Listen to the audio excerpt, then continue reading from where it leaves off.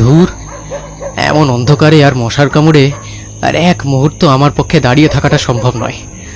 দেখি দেখি আশেপাশে কোথাও কিছু পাওয়া যায় কিনা।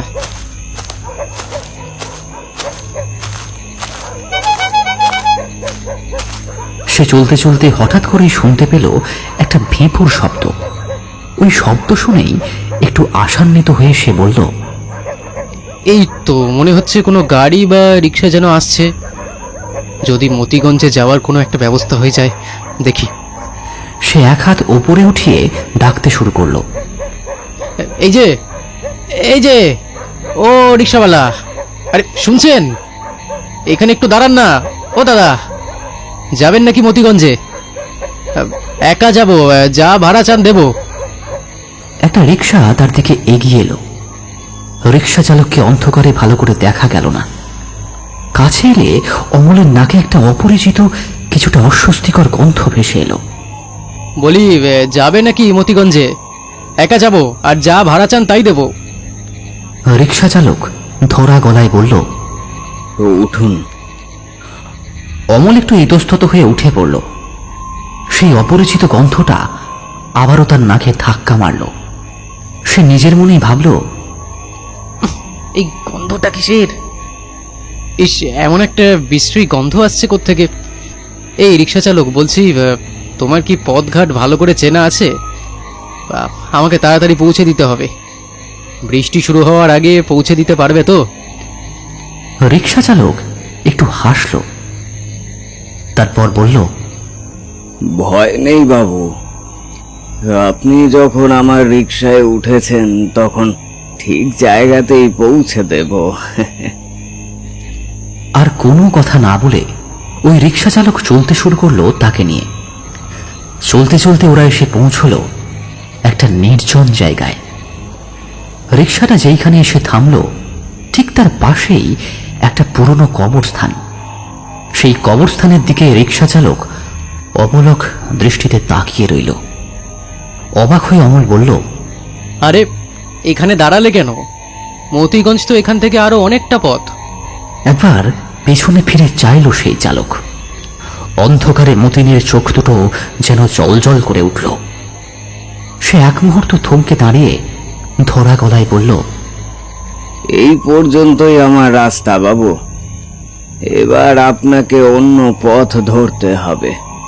এই কথা বলেই সে রিক্সা থেকে নেমে ধীরে ধীরে পুরনো কবরের দিকে হেঁটে যেতে লাগলো।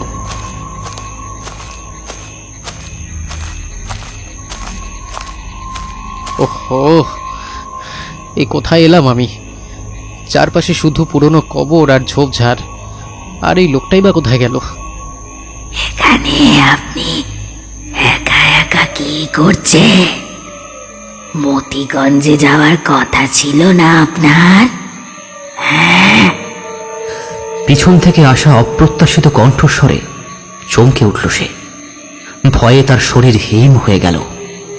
তারপর আমতা আমতা করে বলল, কে কে কে বলছেন?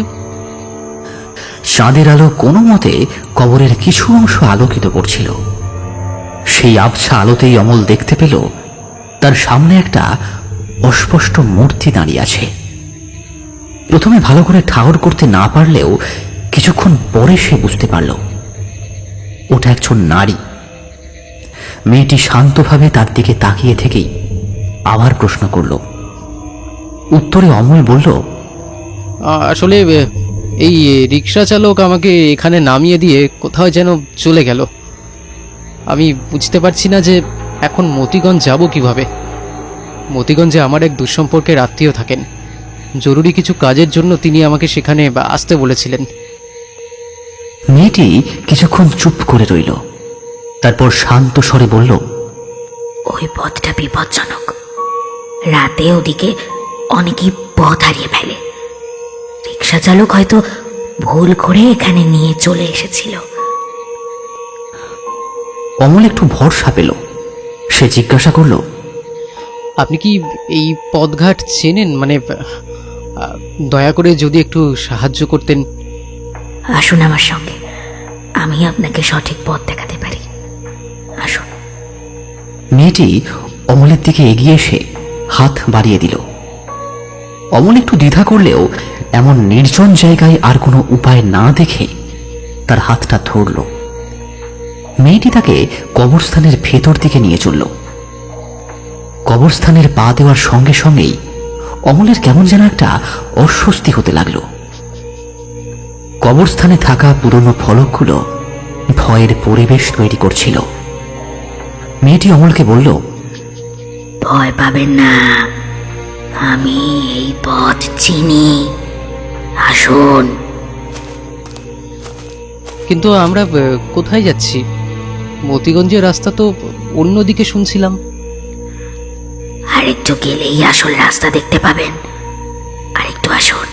যখন ওরা এগোচ্ছিল ঠিক সেই সময় ঝোপের আড়াল থেকে শিয়ালের ডাক ভেসে এলো।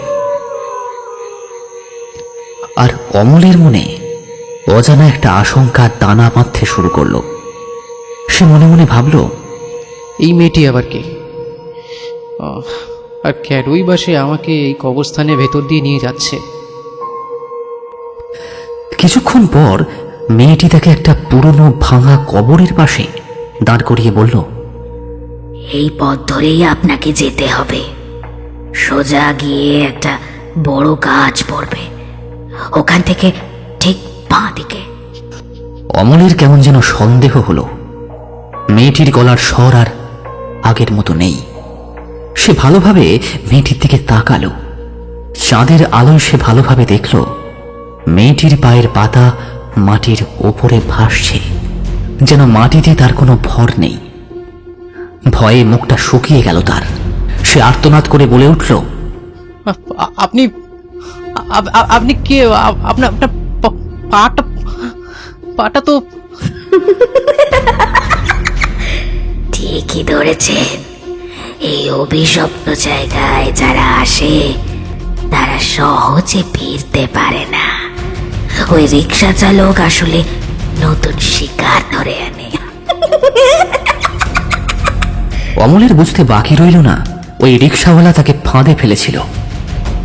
আর এই মেয়ে, সেও তো স্বাভাবিক নয়। পালাতে চেষ্টা করার আগেই মেয়েটি তার হাতটা শক্ত করে ধরে ফেলল। বললাম না, এইখান থেকে তুই কোথাও যেতে পারবি না। অমলের মুখে আর কোনো কথা বের হলো না। সে নিজের দেহের সমস্ত শক্তি প্রয়োগ করে ছুটতে শুরু করলো। তার চোখের সামনে ভেসে উঠল নিশ্চিত্র অন্ধকার। হঠাৎ করেই সে দূর থেকে একটা ডাক শুনতে পেল, বাবু, এইখানে আসেন, আমার কাছে আসেন। সে দেখল একটা লোক কোদাল হাতে নিয়ে দাঁড়িয়ে রয়েছে অনেক দূরে। তাকে হাতছানি দিয়ে ডাকছে। সে তার কাছে ছুটে গেল। তারপর বলল, কে আপনি? আর আপনি এখানে এত রাতে কি করছেনটা কি? আর আপনার হাতে কোদাল কেন? হেসে উঠল সেই ব্যক্তিটি।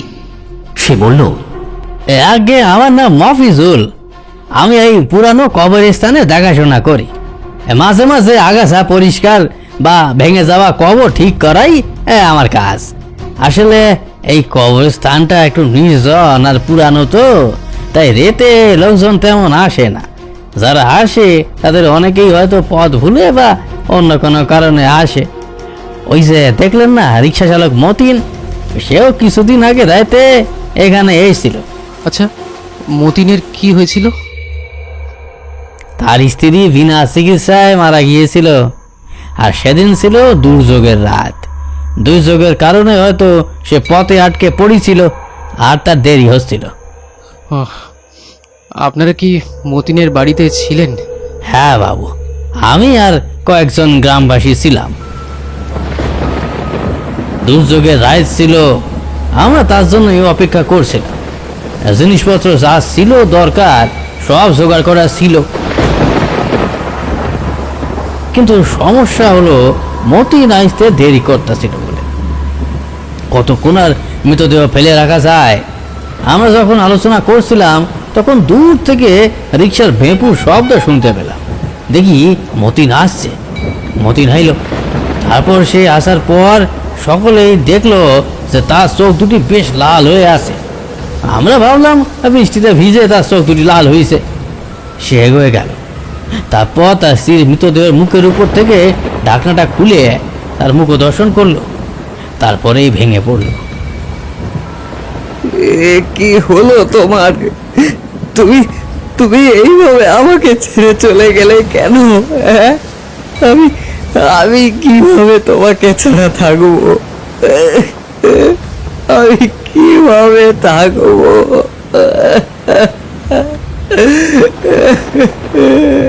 আমি তার পিছনে গিয়ে দাঁড়িয়ে তাদের শান্ত করার চেষ্টা করি।